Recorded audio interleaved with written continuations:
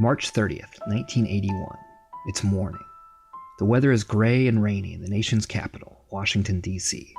An overweight 25-year-old white man with straight brown hair sits down at a desk in room 312 of the Park Central Hotel.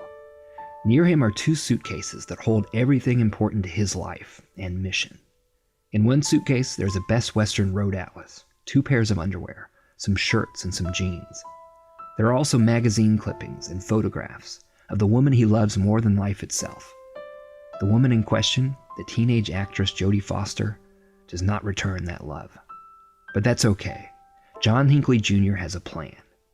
In the other suitcase, there's a .22 caliber double-action revolver and 37 rounds of ammunition. Hinckley calmly pulls out a blue pen and a yellow legal pad and sits before a big mirror overlooking the desk. Dear Jodie, the letter begins. There is a definite probability that I will be killed. It's for this very reason that I'm writing you this letter now. There is a note of urgency to Hinckley's words. I will admit to you that the reason I'm going ahead with this attempt now is because I just cannot wait any longer to impress you. Hinckley has finally figured out how he can win the love and attention of Jodie Foster. He concludes, Jodie, I'm asking you to please look into your heart and at least give me the chance, with this historical deed, to gain your respect and love. I love you forever. John Hinckley. He folds the letter into thirds and stuffs it into an envelope labeled Jodie Foster. Then John Hinckley Jr. reaches for his gun, places it in his coat pocket, and leaves his hotel to shoot the President of the United States. I am nothing. You are wind and water and sky. Jodie, tell me, Jodie, how I can earn your love.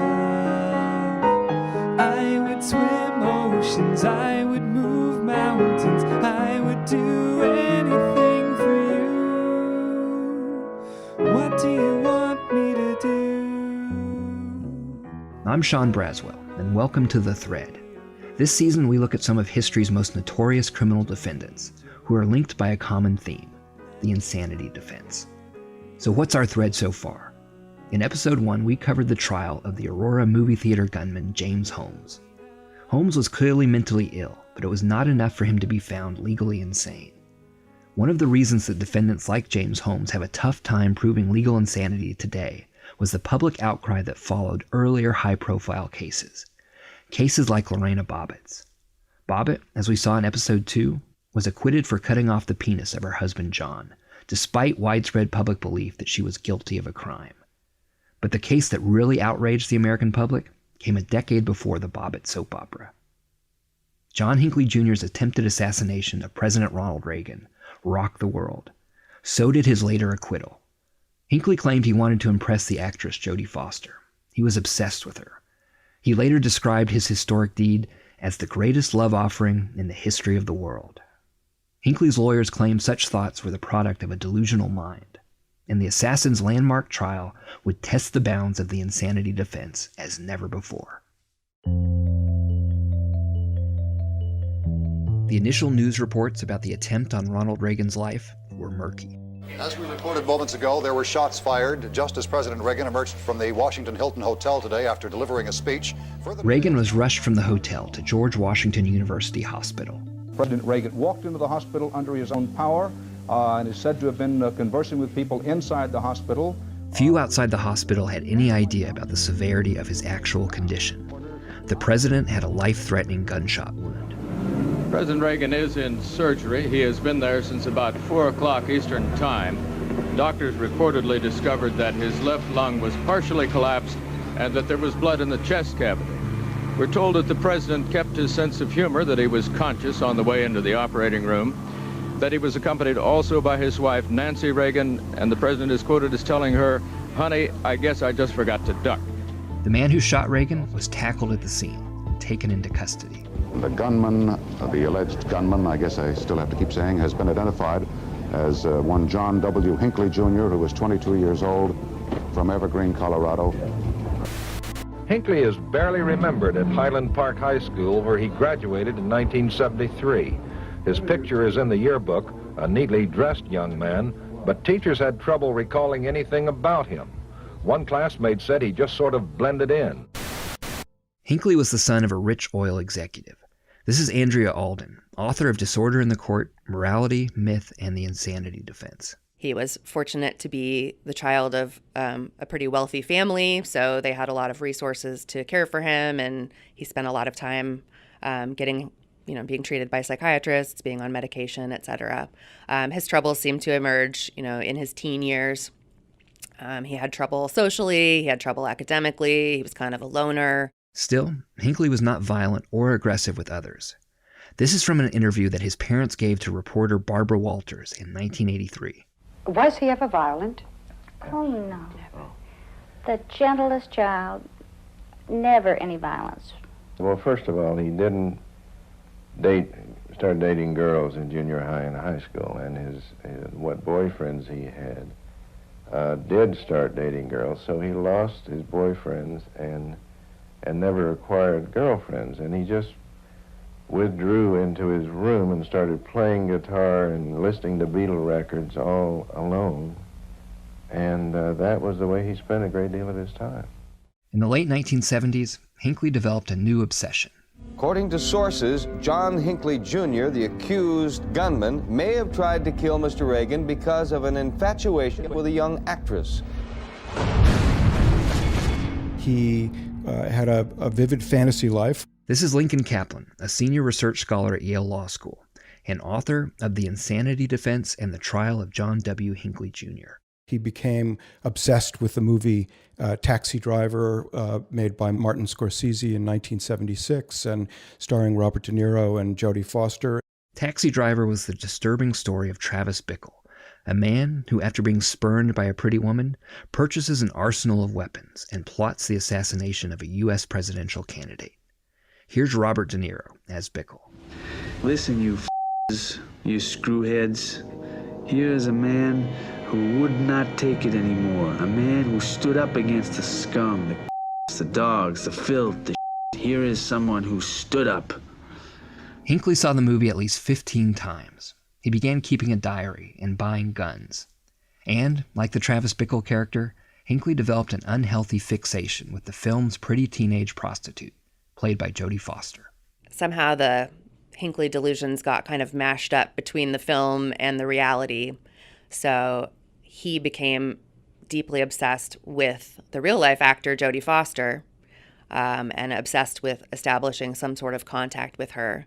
Yesterday it emerged that Hinckley had written a lot of letters to the 19-year-old actress who starred in the movie Taxi Driver. Miss Foster, a freshman at Yale University, gave a press conference to discuss them. Without getting specific, was he threatening, amorous? What was he like? I'm not allowed to say. I believe that it's, that the letters were assumed to have been, love-type letters. Hinckley went to New Haven, Connecticut to try to find Foster at Yale. He summoned the courage to call her on the phone, and he recorded those conversations. They are halting, awkward, and somewhat creepy. Oh, no, not you, kid. Look, I really can't talk to you, okay? But do me a really big favor. You understand why I can't, carry on these conversations with people I don't know. You understand that it's dangerous, and it's just not done, it's not fair, and it's rude. Oh, all right? Well, I'm not dangerous. Hinckley responds, well, I'm not dangerous. But, influenced by Taxi Driver, the spurned Hinckley was becoming dangerous. Somehow the connection between the film and the presidential candidate led him to decide that in order to get Jodie Foster's attention, he needed to assassinate the president. Ronald Reagan was inaugurated as the 40th President of the United States in January 1981. The former actor and governor of California did not get off to a good start. By March of that year, he had the lowest approval rating of any modern president at that early stage of his term. That was about to change. One of the items on the president's schedule on that fateful morning of March 30th was a speech to a trade union group at the Washington Hilton Hotel. You and your forebears built our nation. Now, please help us rebuild it. The day before Reagan's speech, John Hinckley was out walking the streets of Washington, D.C. He had stopped at the nation's capital on his way up to Yale, where he planned to end his own life. That day he stopped by a McDonald's and ate an Egg McMuffin. On the way back to his hotel, he picked up a newspaper. In the Washington Star, which was then a newspaper in the Capitol, he saw the president's schedule. It said the president would be at the Washington Hilton at 2 p.m. to deliver a speech. Hinckley fantasized about another way of committing suicide, one that could draw a lot more attention to himself. And he developed that plan, that this was the way he resolved his uncertainty about the best way to gain the fame that he sought to get Jodie Foster's attention. Hinckley returned to his hotel and started to make plans. As it happens, one of the books he brought with him on his trip, and read intensely, was The Catcher in the Rye by J.D. Salinger. 4 months earlier, Hinckley's favorite musician, the former Beatle John Lennon, was gunned down in front of his New York City apartment building. Those of you who listened to Season 1 of The Thread will recall that The Catcher in the Rye was also the book that Lennon's killer, Mark David Chapman, was reading at the crime scene when he was apprehended by police. Hinckley loaded his gun, a small revolver, in his hotel room. He stashed it in the right pocket of his jacket and placed a John Lennon pen into another pocket. Hinckley left his hotel and hailed a cab to take him to the Hilton. He, like Chapman, was about to leave his own mark on history.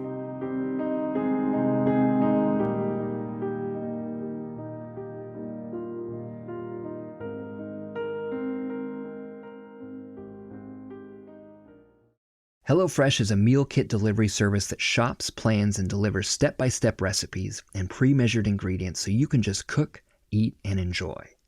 HelloFresh makes cooking enjoyable and easy. How does it work? Fresh, pre-measured ingredients and easy-to-follow 6-step recipe cards with pictures are delivered to your door each week in a special insulated box. HelloFresh meals can be made in 30 minutes max. They call for less than 2 pots and pans and require minimal cleanup. This means you spend less time meal planning and grocery shopping and can use that time to do more of what you love. My favorite HelloFresh meal that I've tried so far are the maple and rosemary glazed pork cutlets. Frankly, it's not something that I would ever attempt on my own.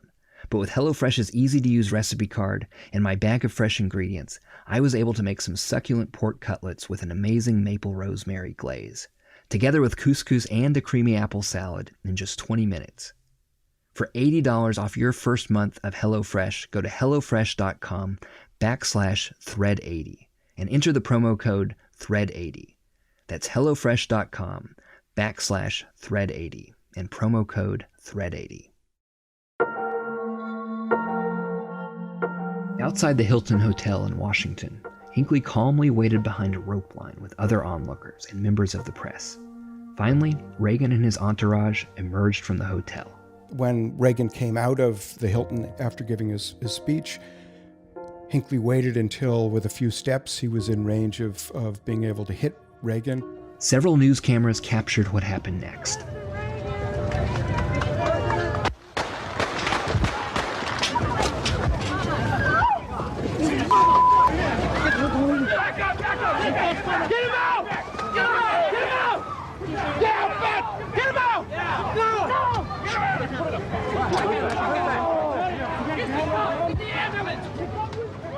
Reagan was pushed inside the back seat of the limousine, and the motorcade sped away.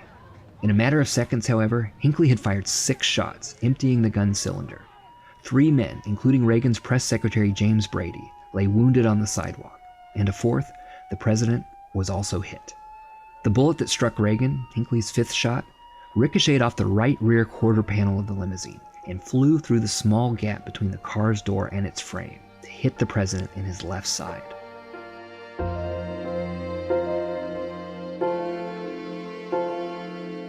John Hinckley hoped he would be killed at the scene of the crime. Instead, he was tackled, forced to the ground, and taken into custody.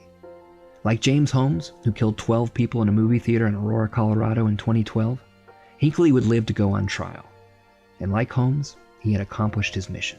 Instantly, Hinckley achieved what he had sought to, which was fame in an effort to get Jodie Foster's attention. And when he was asked about this by a psychiatrist, after his assassination attempt and before his trial the following year, whether he succeeded, and he said yes, he achieved everything that he wanted.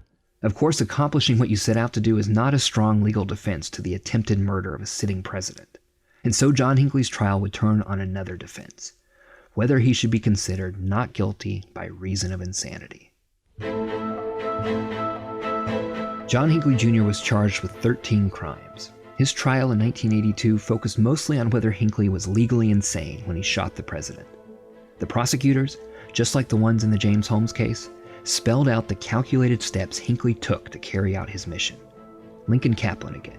The government called Hinckley a hunter and a stalker, and its account of his movements, especially in the 6 months before he shot President Reagan, emphasized his deliberate purchasing of guns and ammunition, in particular a kind of bullet called a Devastator because it had an exploding head. Hinckley had been buying guns since 1979. He spent hours learning to use them on local firing ranges. It was not even the first time he had stalked an American president. Less than a year before, during the 1980 presidential campaign, Hinckley attended campaign rallies for Jimmy Carter, Reagan's predecessor in office. He got within an arm's reach of Carter. But it was just a test run. He was not yet ready to pull the trigger. Such actions and hesitations, however, helped bolster the case that Hinckley knew what he was doing, and more than that, knew the difference between right and wrong. Andrea Alden. And the prosecution said he clearly knew what he was doing was wrong, which was evidenced by the fact that it took him months to get up the nerve to go through with it.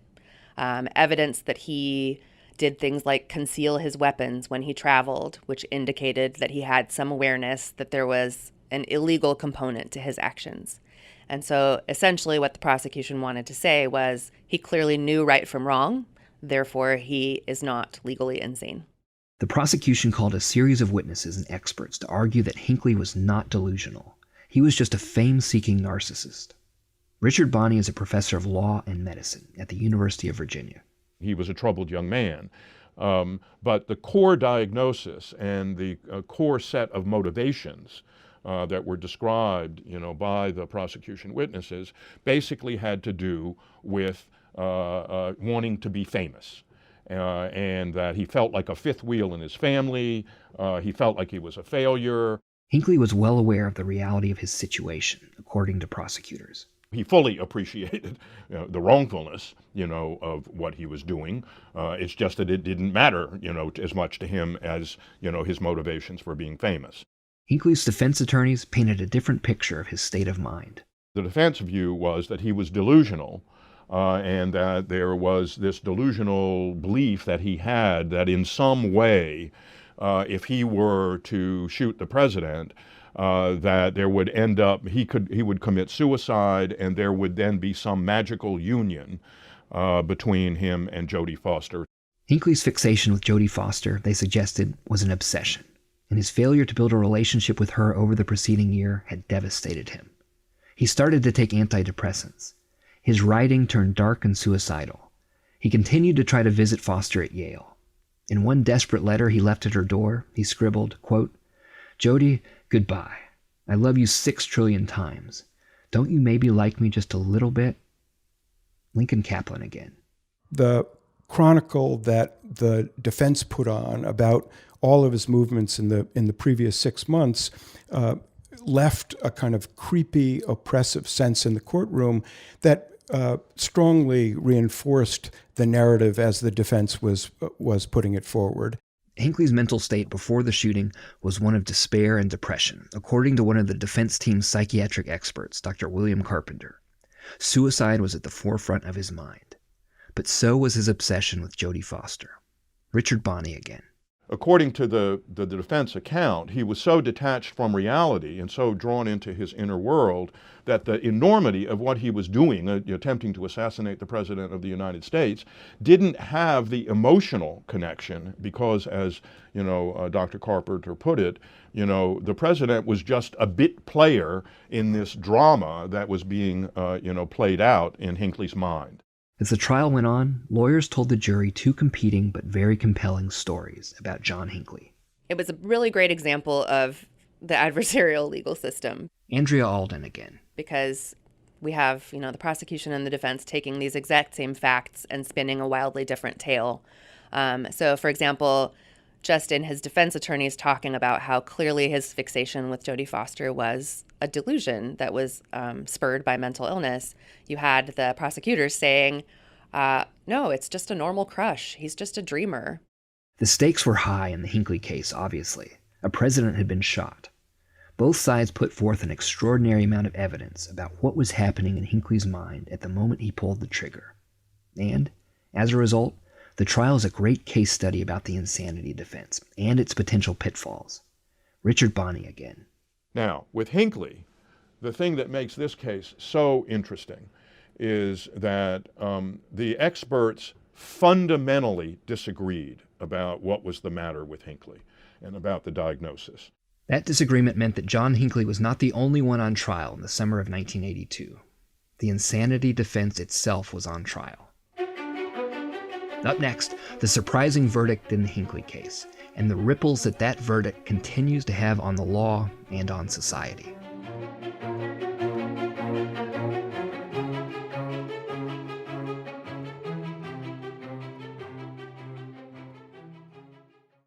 Tired of standing idly by while the world goes crazy? Diane Lockhart is, and so is the cast of the critically acclaimed legal drama, The Good Fight.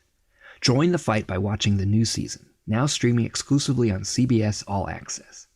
Tune in to see if Diane Lockhart will lead the resistance in a new post-factual world, a world where the lawyers with the best stories triumph over the lawyers with the best facts.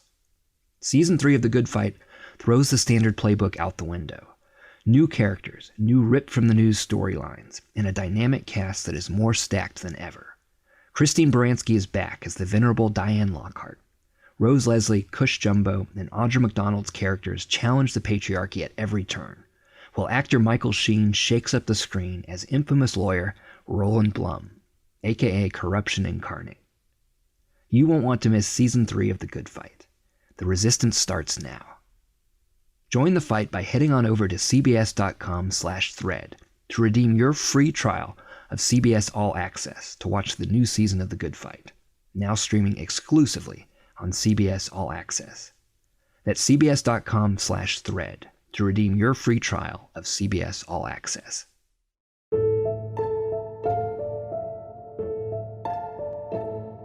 The insanity defense is a legal construct, but as we have seen in this season already, our understanding of a defendant's mental state always depends on our broader scientific understanding of mental illness and psychiatric disorders.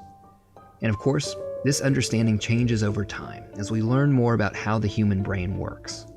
The Hinckley case happened to come at a pivotal moment in the history of the psychiatric profession. Andrea Alden. Around the early 1980s, psychiatry as a discipline kind of underwent a major reformation, which is now referred to as the biomedical turn. And basically, it was a huge effort to scientize the discipline, trying to move it away from Freudian talk therapy and psychoanalysis into something that is medical.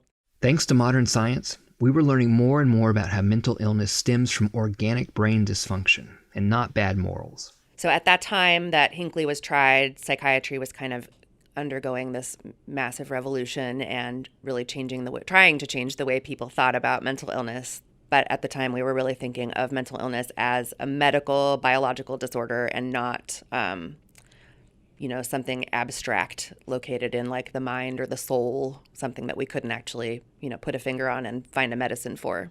Just because something is biological, however, does not make it easy to identify, especially after the fact. How can you ever know what somebody knows, right? We couldn't go back in time and be there with him inside his brain at the time that he was pulling the trigger. So it's asking us to make a determination about something that's completely unknowable, and that does not fit at all with what we understand about mental illness and how it works now. The insanity defense relies on experts and evidence, witnesses and writings. It hinges on a fundamental sense of optimism, that we can determine in a court of law whether the accused acted with sufficient criminal intent, whether they knew right from wrong. Sometimes, as the Hinckley case revealed, this optimism is itself somewhat delusional. And there's one particular exchange where I love that the prosecution is cross-examining, and he kept asking him, so you observed delusions in Mr. Hinckley? And the psychiatrist is trying to explain, you cannot observe somebody's delusion. And he says something along the lines of, you can no longer see whether someone is delusional as you can see whether or not they believe in God, right? Ultimately, the decision about what was going on in the defendant's mind comes down to the jury. And the jury in the Hinckley case delivered a verdict that shocked many across the country. John W. Hinckley Jr. has been found not guilty by reason of insanity on all 13 counts. This was a case in which there was much evidence in Hinckley's own hand, in his writings, in his poetry, in his essays, to suggest that he was, in fact, degenerating into a psychotic killer by the time March of 1981 rolled around. Richard Bonney again. If you accept the defense diagnosis of what was the matter with Hinckley, that he was progressively detached from reality, then I think the verdict is actually defensible. The jury themselves clearly seem to accept the more nuanced version of what led John Hinckley to commit his crime. However, the public was much less sympathetic. There was a massive public outcry. Hinckley was sentenced to St. Elizabeth's, a psychiatric hospital in Washington, where he would remain for the next 34 years. He was 61 years old when a federal judge determined in 2016 he was no longer a threat to himself or others. Starting in August, John Hinckley Jr. will be allowed to leave St. Elizabeth's Hospital here in the Washington suburbs for good and live with his mother in Williamsburg full-time. He has to stay. The real legacy of Hinckley's trial came in the legal reforms that followed. After his acquittal, there were widespread calls for the abolishment of insanity plea laws. Lincoln Kaplan again. And there were congressional hearings about the insanity defense and then reconsiderations around the country. And the short of it was that in the half-decade after the Hinckley trial, the insanity defense was reformed in 38 states, and it was basically narrowed in quite a substantial way. 4 states completely abolished the defense. So a lot of courts went back, took the less complicated and more expansive standards and went back to the very restrictive standards. So in that sense, I think taking us away from 2 centuries of progress in trying to get the law to be a little more nuanced in its conception of what constitutes a legal excuse based on severe mental illness, and pushing us back to where we were in 1843. That's right, 1843, the middle of the 19th century. We'll get to 1843 later this season. But first we need to understand more about why the Hinckley verdict was so unthinkable given the 20th century context. The American public was not always so averse to the insanity defense, and it was used to excuse the conduct of those who committed heinous acts, crimes far worse than the one that Lorena Bobbitt was acquitted for in the 1990s. Indeed, the entire idea of temporary insanity appeared somewhat justifiable and even publicly sanctioned, provided that the crime had been committed by one with a socially acceptable reason for being out of his or her mind. Next on the thread, the story of a high society love triangle and a jealous husband who took matters into his own hands to dispose of his wife's former lover. In the early years of the 20th century, New York was enjoying an unprecedented period of economic growth and power. But it was also a time of corruption, pleasure, and murder. People thought that the gunshots were part of the show at first. 75 years before John Hinckley shot Ronald Reagan, millions of Americans tuned in for what was billed as the trial of the century. But he said to his attorneys, no way. I'm perfectly sane. I did the act. And in fact, I should have been given a medal. A millionaire businessman shoots and kills another one at point-blank range before hundreds of witnesses on the rooftop of Madison Square Garden. That seems like an open and shut murder case. But almost nothing was as it seemed in the privileged circles of early 20th century New York. And if you had enough money and the right connections, even the criminal law could be bent to your advantage. I am nothing. You are wind and water and sky.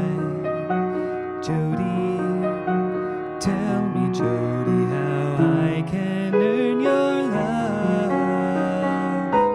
I would swim oceans, I would move mountains, I would do anything for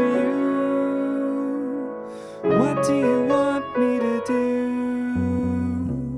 The Thread is produced by Robert Kulos, Sophia Perpetua, and me, Sean Braswell. Chris Hoff engineered our show. This episode features Pepper, Jill, and Jack performing the song Unworthy of Your Love by Stephen Sondheim.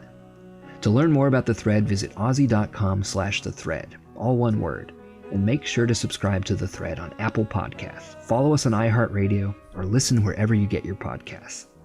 Check us out at OZY.com or on Twitter and Facebook. If you love surprising, engaging stories from history, look no further than the flashback section of OZY.com. That's OZY.com. Wind and devil and God, Charlie